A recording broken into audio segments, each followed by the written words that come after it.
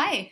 So as summer season comes upon us, what happens in the summer is a huge change in routine and schedule when school ends. And now our kiddos are expected to transition to summer camp.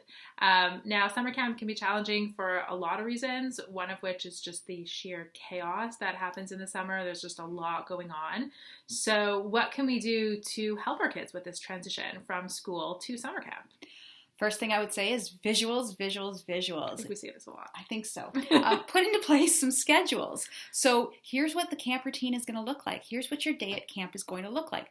First, you're going to get off the bus, or first, you're going to get out of my car and I'm going to drop you off. Then you're going to see Billy, the camp counselor. Then you're going to go swimming. Then you're going to do this, and then you're going to do that. If your student can't handle a very, very long visual schedule list, maybe just put in place a first then. First this, then this is going to happen. Then change it up. After this, then this. Then this, then this. Simple.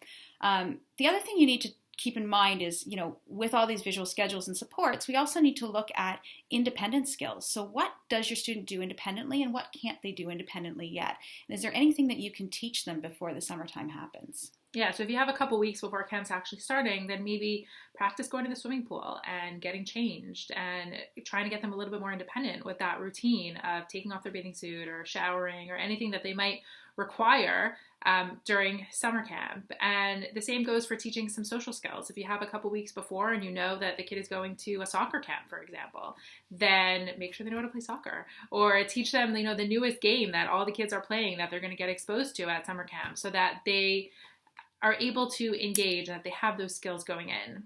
And if you don't know what the latest game is, ask. Camp counselors are typically around at the end of June as they're, training staff, et cetera, make a phone call and just say, hey, are there certain camp games that you guys play at this camp? Or are there certain songs that you guys typically sing, and can I get those songs? Do you find them on YouTube somewhere? Get creative that way in terms of teaching. The last thing that you want to do is getting ready for a student for camp is teaching them some regulation skills. So like Shira said at the beginning, camp can be extremely overwhelming. It's not like school. There's not as much structure. They're outdoors, so there's no even physical boundaries of walls. And that can be really overwhelming for students. Yeah, so making sure that when they're going into this kind of chaotic environment, that you can try to give them some strategies, whether that's asking an adult for help or knowing when they need to go and take a break or calm down, or giving them something where they can help regulate what they're feeling or the chaos that they might be exposed to. But hopefully overall camp is a very positive experience and they get to enjoy the summer. Yeah.